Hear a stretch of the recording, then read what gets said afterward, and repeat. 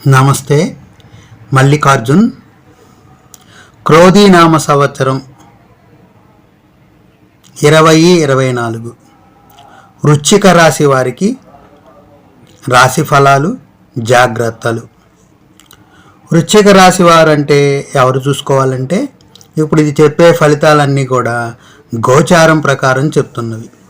గోచారం ప్రకారం అంటే శనిగ్రహము, రాహుగ్రహము, కేతుగ్రహము, గురుగ్రహము, ఎక్కువగా ఈ 4 గ్రహాల యొక్క ప్రభావం ప్రకారం మీ జాతకంలో ఒక 25% ఫలితాలు ఇలా ఉంటాయి ఈ సంవత్సరం అని చెప్పబడుతున్నాయి అన్నమాట. మిగిలిన 75% మీ యొక్క జాతక లగ్నాన్ని అనుసరించి ఉంటాయి. ఆ లగ్నంలో కూడా ఈ గ్రహాలన్నీ మీకు బాగున్నాయి అనుకోండి, మంచి దశ జరుగుతున్నా, మంచి అంతర్దశ జరుగుతున్నా కూడా మీకు బాగా ఉంటుంది. అక్కడ బాగోలేదనుకోండి, ఇంకొంచెం నష్టం కలుగుతుంది. అది గుర్తుపెట్టుకోవాలి. ఎవరు పడితే వాళ్ళు చూసుకోవాకండి, పేరు అనుసరించి పెట్టుకున్న వాళ్ళు చూసుకోవాకండి. ఎవరైతే నక్షత్రాన్ని అనుసరించి పేర్లు పెట్టుకున్నారో వాళ్ళకు మాత్రమే ఈ జాతక ఫలాలు వర్తిస్తాయి. మిగతా వాళ్ళందరూ ఏదో చూసుకున్నాము అంటే చూసుకుంటామే తప్ప మీకు వర్తించవు. మీకు నక్షత్రం ప్రకారం పేరు పెట్టుకున్న వాళ్ళకే ఇవి వర్తిస్తాయి 25%.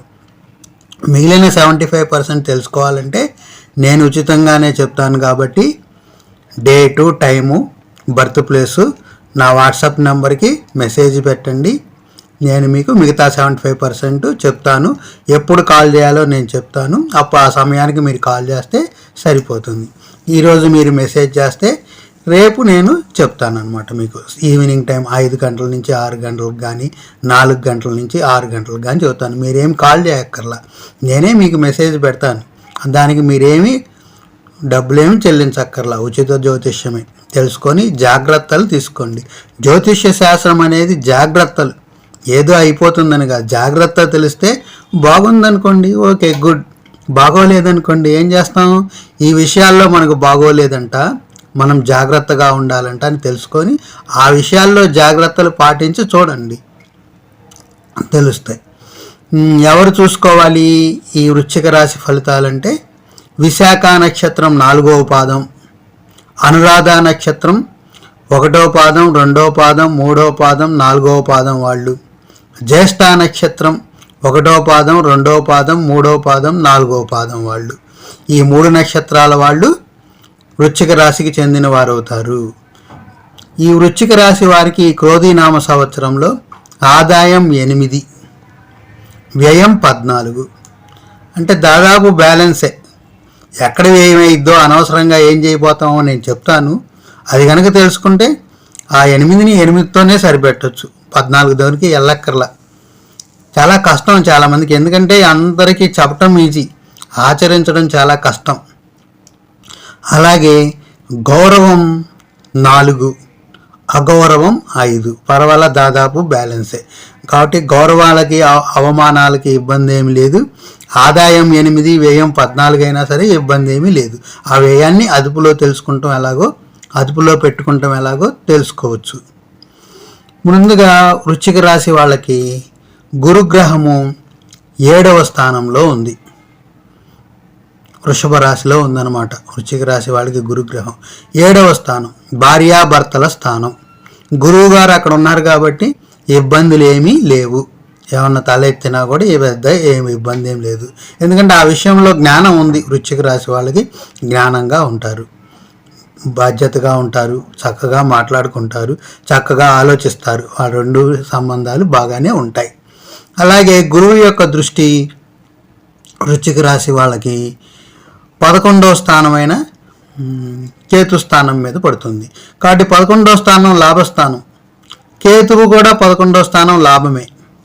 కాబట్టి 11వ స్థానం మీద గురు దృష్టి ఉంది కాబట్టి వృశ్చిక రాశి వాళ్ళకి లాభస్థానం బాగానే ఉంటుంది.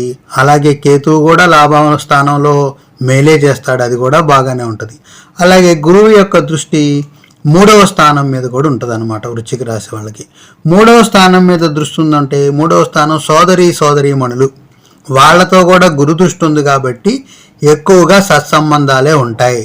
ఒకళ్ళకి ఎవరికైనా సోదరీమణులకి ఇబ్బంది కలక ఉంటే మీకు మీ సోదరులతోనో సోదరీమణులతోనో ఇబ్బందులు కనుక ఉంటే పరిష్కారం అయ్యే టైం అనమాట. పరిష్కారం అయ్యే టైం. అలాగే ఎవరికన్నా భార్యాభర్తల మధ్య విభేదాలు నడుస్తున్నా కూడా పరిష్కారం అయ్యే టైమే. ఎందుకంటే గురువు ఉన్నాడు. గురువు ఆ క్షేత్రంలో ఉన్న ఆయన దృష్టి పడినా బాగానే ఉంటుంది. ఆ క్షేత్రంలో ఉన్నప్పుడు ఆ క్షేత్రానికి సంబంధించిన పవర్ ఎక్కువ. 7వ స్థానం కాబట్టి భార్యాభర్తల సంబంధాలు బాగా మెరుగుపడతాయి. అలాగే ఈ దృష్టి కాబట్టి దృష్టి పర్వాలా, ఎక్కువ అని చెప్పలేం, కానీ దృష్టి ఉన్నా కూడా మంచిది. అటు మీ లాభస్థానానికి మంచిదే, అలాగే మీ సోదరీమణుల స్థానానికి మంచిది. సత్సంబంధాలు లేకపోతే సత్సంబంధాలు వచ్చేస్తాయి. ఇప్పుడు కలిపేసుకోవచ్చు అనమాట. బాగానే ఉంటుంది. వీలైనంత వరకు 90% బాగానే ఉంటుంది. నెక్స్ట్ మీకు గురువు అంతా బాగానే ఉన్నాడు. గురుగ్రహానికి మీరు చేయాల్సిన విధానాలు ఏమీ లేవు.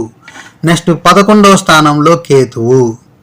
11వ స్థానంలో లాభస్థానంలో కేతు అనేది గోచారం ప్రకారం ఉన్న జాతక చక్రంలో ఉన్న మంచిదే, లాభస్థానము. అయినా సరే కొంచెం ఆలోచించాలి. ఎప్పుడు కేతు స్థానం మంచిదైనా కూడా ఒక క్షణంలో కొంత సమయంలో మాయలో పడతాం అనమాట. ఆ మాయలో పడకుండా ఉండాలి. అది మంచిదే, కానీ అప్రమత్తంగా ఉండటం అనేది చెప్పదగిన సూచన ఎప్పుడైనా రాహుగ్రహానికి కేతుగ్రహానికి. అది కాబట్టి మంచి స్థానంలో ఉన్నాడు. అయినా సరే మీకేమన్నా లాభాలు వస్తాయి, మనకి ఇది మంచి జరుగుతుంది అనుకున్నప్పుడు 1కి 10 సార్లు ఆలోచించక్కర్లేదు, కానీ 1-2 సార్లు ఆలోచించుకోవాలి వృశ్చిక రాశి వాళ్ళు. ఎందుకంటే అక్కడ కేతుగ్రహం వల్ల జరిగే మేలు కాబట్టి.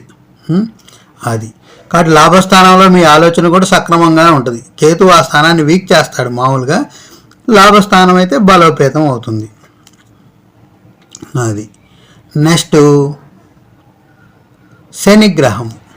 శనిగ్రహం మీకు కుంభరాశిలో ఉన్నాడు. వృశ్చిక రాశి వాళ్ళకి అది 4వ స్థానం.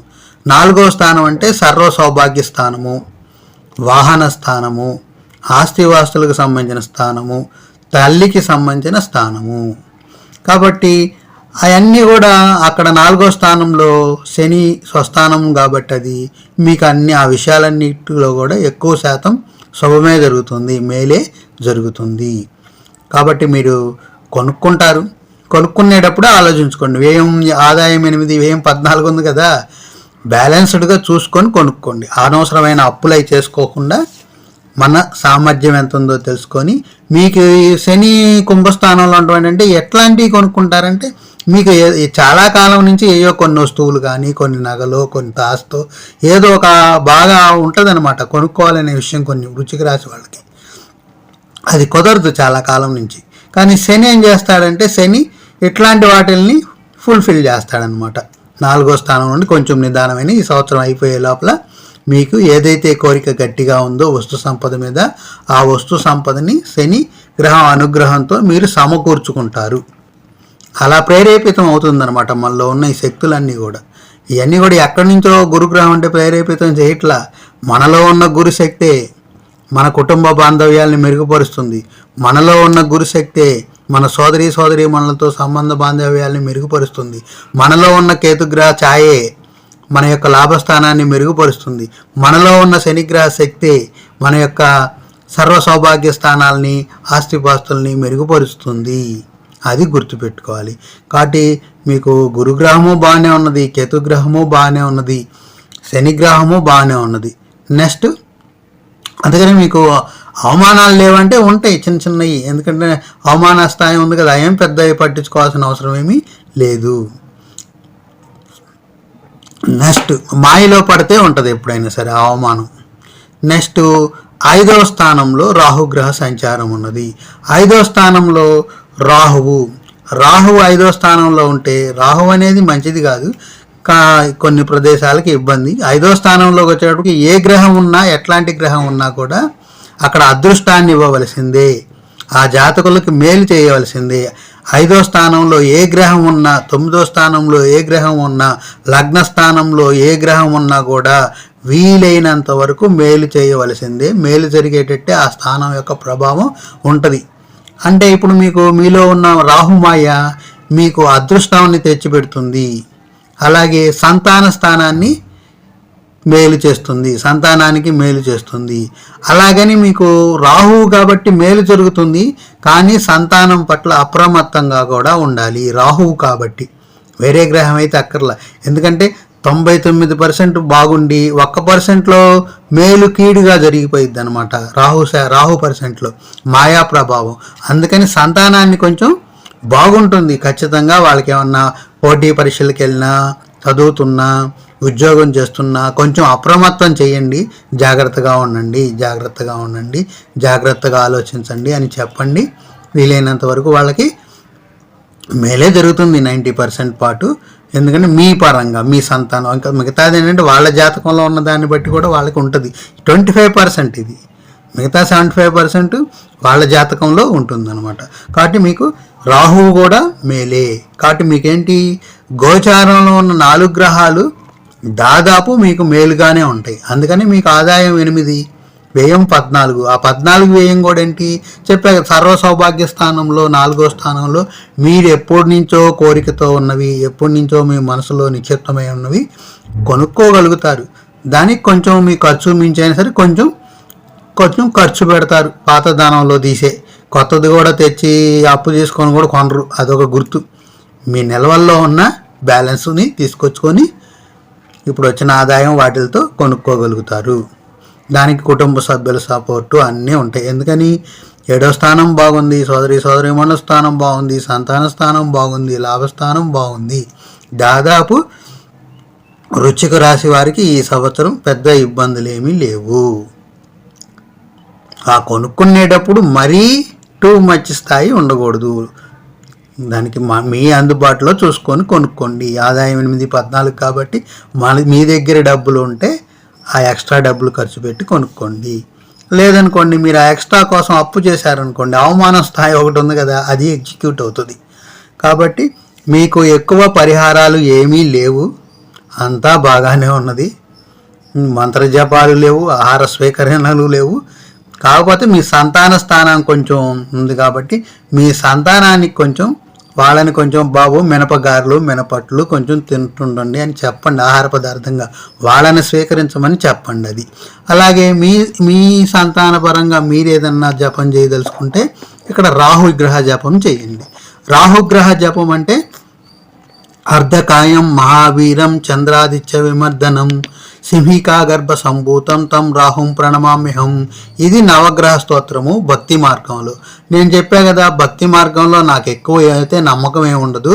ఇది ఒక సాహిత్యం. భక్తి మార్గంలో మనం చేసిన శ్లోకాలు, స్తోత్రాలు ఇవన్నీ కూడా ఒక సాహిత్య ప్రక్రియకే వస్తుంది తప్ప అందులో పవర్ ఏమీ ఉండదు. కొంచెం మనసుకు ఉల్లాసంగా మనం భక్తి మార్గంలో ఉన్నాం అనేది ఉంచుతుంది. దానివల్ల మీకు వచ్చేది ఏమీ లేదు. అందుకని నేను చెప్పేది ఏంటి, దాని తర్వాత లెవెల్ మీరు భక్తి మార్గమే మంచిది, నేను భక్తిలోనే బాగుంటుంది అనుకుంటే ఆ స్తోత్రం చేసుకోండి. కాదు జ్ఞాన మార్గంలోకి వెళ్ళి ఇంకొంచెం మంచిది తెలుసుకుందాం అంటే, జ్ఞాన మార్గం అంటే ఏంటో కాదు, ఆ భక్తిని దాటిన తర్వాత వచ్చే శక్తే జ్ఞానం. మనం ఏదైనా సరే ఇచ్ఛాశక్తి, జ్ఞానశక్తి, క్రియాశక్తి అని ఉంటుంది. శక్తులు 3 రకాలు. మన ఇచ్చ మనకి ఎవరికి ఏదైనా నెరవేర్చుకోవాలంటే దాని మీద జ్ఞానం పొందాలి. జనం అంతా ఏం చేస్తారు, జ్ఞానం పొందకుండా భక్తి మీద ఆధారపడతారు.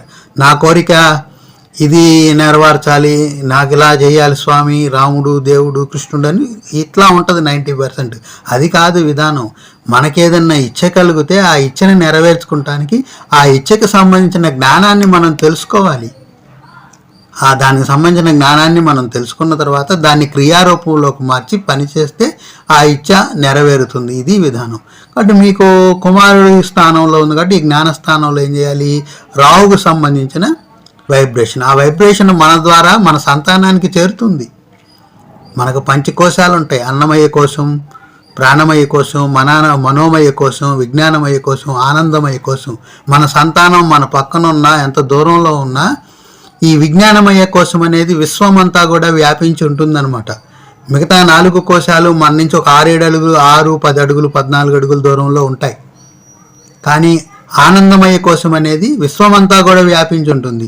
మీలో ఉన్న వైబ్రేషన్ విశ్వంలో మన సంతానం నీకు కిలోమీటర్ దూరంలో ఉన్నా, 100 కిలోమీటర్ల దూరంలో ఉన్నా, 1000 కిలోమీటర్ల దూరం ఉన్నా ఈ విశ్వమంతా కూడా వ్యాపించి ఉంటుంది అనమాట. వాళ్ళకి మీ పాజిటివ్ వైబ్రేషన్స్ చేరతాయి. ఆ పాజిటివ్ వైబ్రేషన్, పాజిటివ్ శక్తి వాళ్ళకు కూడా వచ్చుద్ది. కాబట్టి ఈ దుర్గాదేవి అధిపతి దుర్గాదేవి రాహుగ్రహ శక్తికి అధిపతి అనమాట. అలాగనే దుర్గాదేవి అన్నాం కదా అని అది భక్తి మార్గం. నేను జ్ఞాన మార్గంలో చెప్తాను. దుమ్ అనే బీజాక్షరం రాహుకు సంబంధించింది ఏంటి? దుమ్ అనే బీజాక్షరాన్ని తీసుకోవాలి.